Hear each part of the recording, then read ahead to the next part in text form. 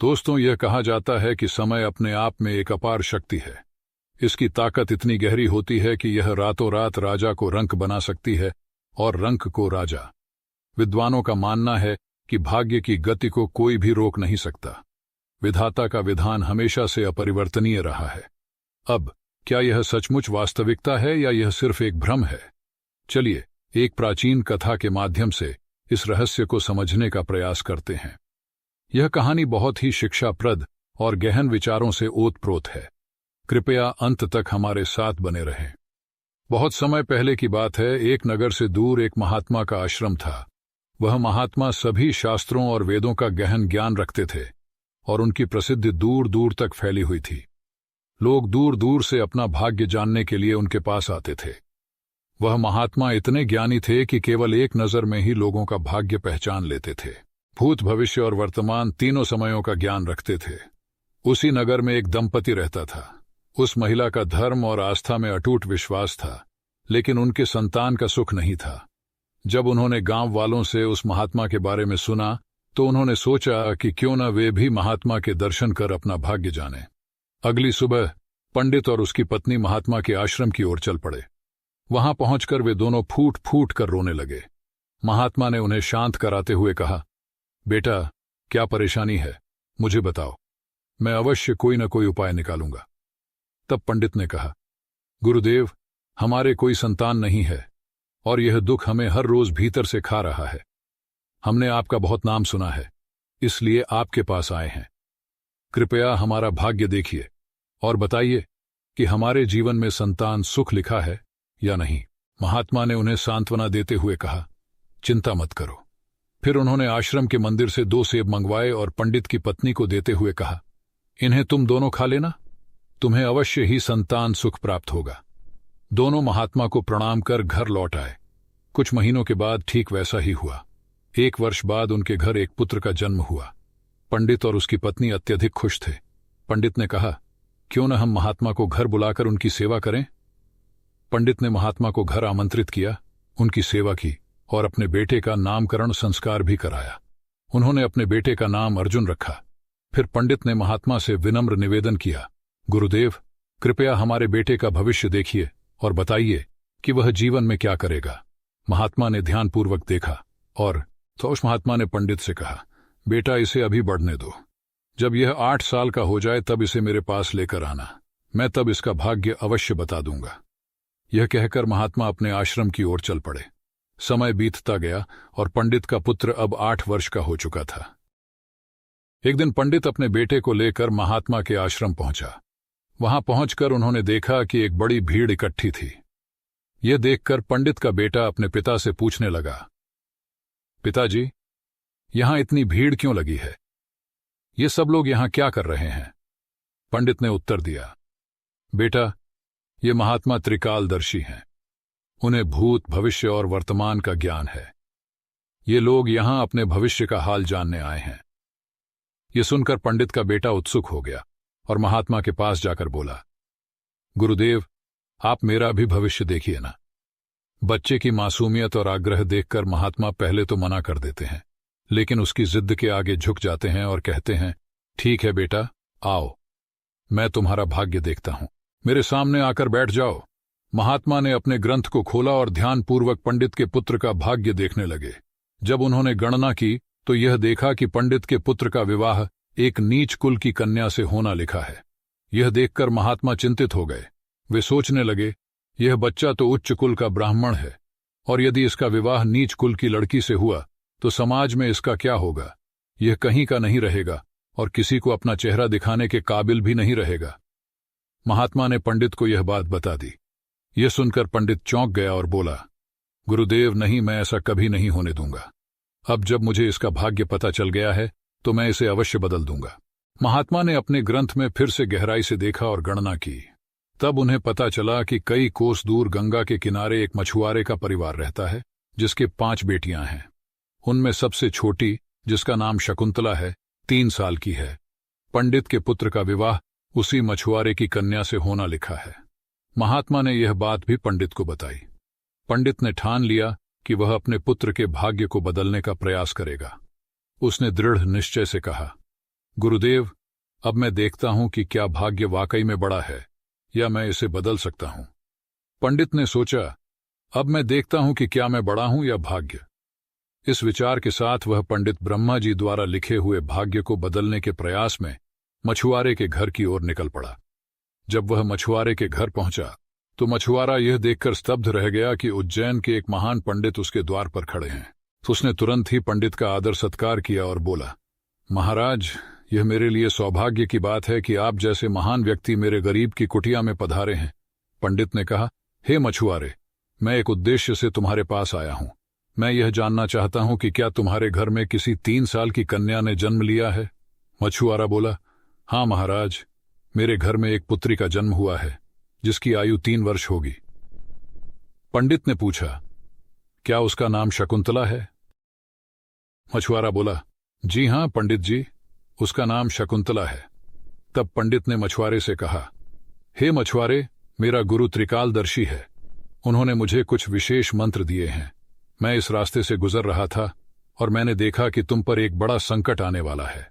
जब तक तुम्हारी सबसे छोटी पुत्री तुम्हारे घर में रहेगी तब तक तुम्हें पुत्र की प्राप्ति नहीं होगी। अगर तुम अपने आंगन में पुत्र को खेलते हुए देखना चाहते हो तो तुम्हें अपनी छोटी पुत्री को अपने घर से दूर करना होगा। पंडित की यह बात सुनकर मछुआरा बोला, पंडित जी, वह तो अभी नवजात है, उसकी उम्र तो सिर्फ 3 साल की है। मैं उसे इस हाल में कहां छोड़ सकता हूं। पंडित ने मछुआरे को आश्वस्त करते हुए कहा, हे मछुआरे, जब मैंने तुम्हें यह समस्या बताई है तो मैं तुम्हारी सहायता भी करूंगा। मेरी कोई पुत्री नहीं है। तुम एक काम करो, अपनी इस पुत्री को मुझे सौंप दो। मैं इसका पालन पोषण करूंगा और जब यह बड़ी हो जाएगी तो इसका विवाह भी एक अच्छे वर से कर दूंगा।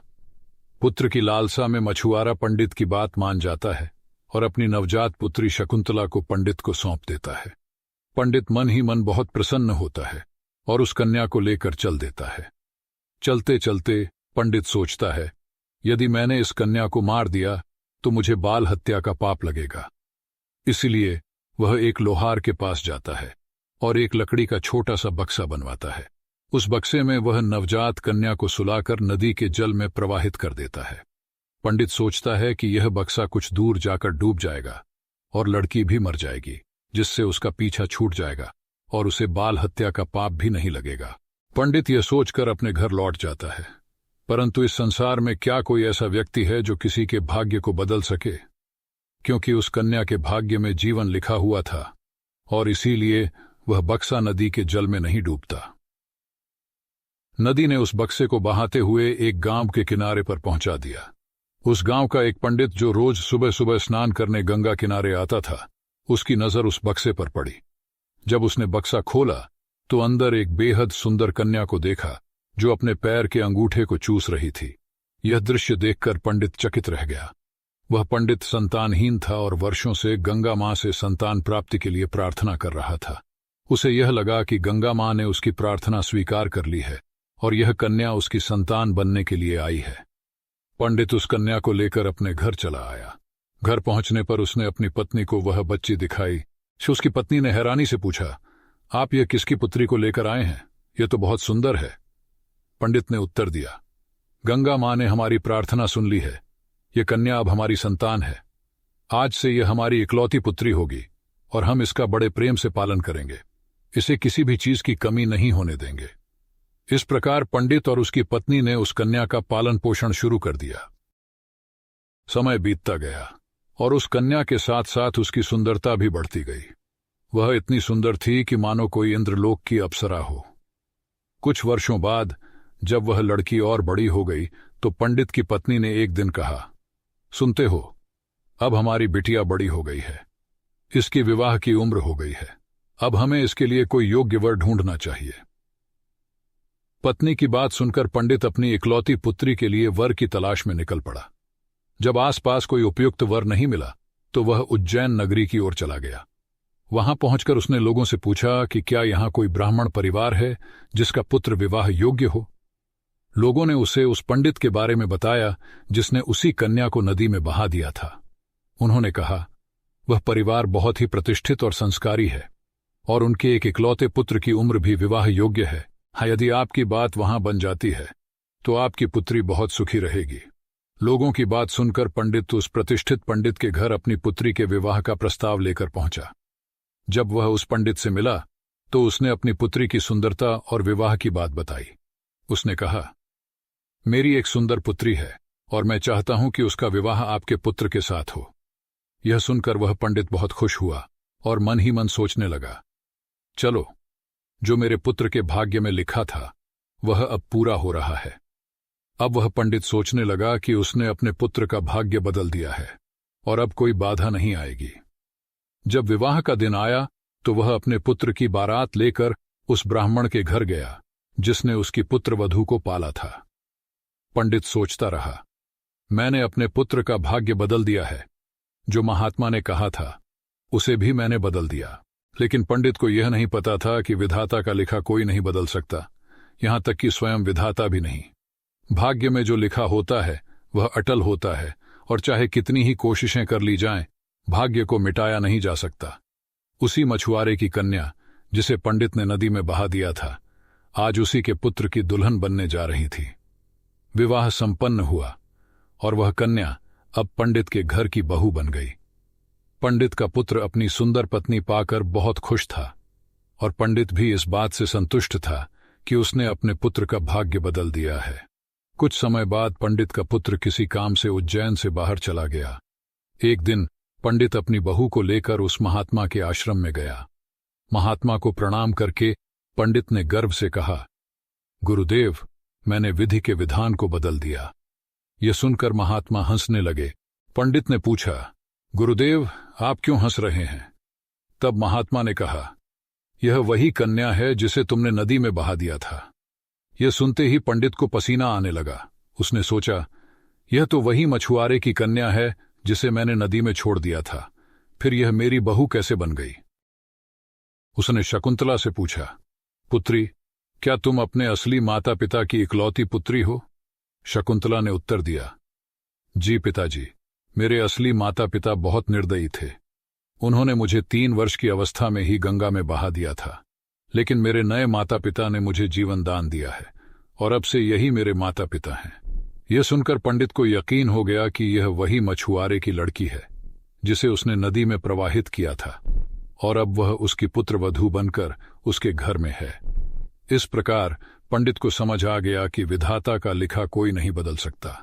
अब वह पंडित जिसने अपने पुत्र की पहली पत्नी शकुंतला को समुद्र किनारे छोड़ दिया था, एक और विवाह की योजना बना रहा था। उसने अपने पुत्र से झूठ बोलकर कहा था कि शकुंतला गंगा स्नान के दौरान डूबकर मर गई थी। यह सुनकर उसका पुत्र दुखी हो गया, लेकिन पंडित के मन में यह विश्वास था कि अब वह अपने पुत्र का भाग्य बदल देगा और उसका विवाह किसी अन्य लड़की से करा देगा। कुछ समय बाद एक और पंडित अपनी पुत्री का विवाह प्रस्ताव लेकर उस पंडित के घर आया। पंडित ने प्रस्ताव स्वीकार कर लिया, लेकिन एक शर्त रखी कि पहले वह लड़की को देखेगा ताकि यह सुनिश्चित कर सके कि यह वही मछुआरे की कन्या न हो जो उसके पुत्र के भाग्य में लिखी गई थी। उधर शकुंतला, जिसे समुद्र किनारे छोड़ दिया गया था, अब एक राजपूत परिवार के साथ रह रही थी। वह परिवार उसे जंगल में अकेले भटकते हुए देखकर अपने घर ले आया था।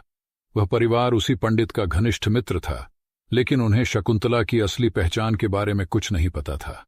उन्होंने उसे अपने घर में रहने और काम करने की अनुमति दी और शकुंतला अब उनके साथ खाना बनाती थी। राजपूत परिवार के साथ रहते हुए शकुंतला ने अपने नए जीवन की शुरुआत की। हालांकि उसकी किस्मत में कुछ और ही लिखा था। कहानी के अंत में पंडित का पुत्र अपनी पत्नी शकुंतला को देखकर हैरान रह जाता है और अपने पिता से पूछता है कि उन्होंने उसे झूठ क्यों बताया कि उसकी पत्नी मर गई थी।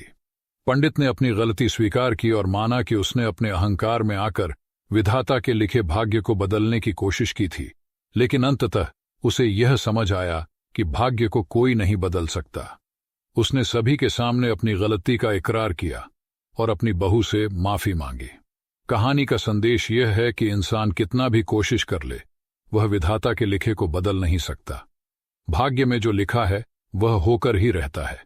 इस कहानी के माध्यम से यह सिखाया गया है कि जीवन में विनम्रता और सत्य को स्वीकार करना ही सबसे बड़ा धर्म है।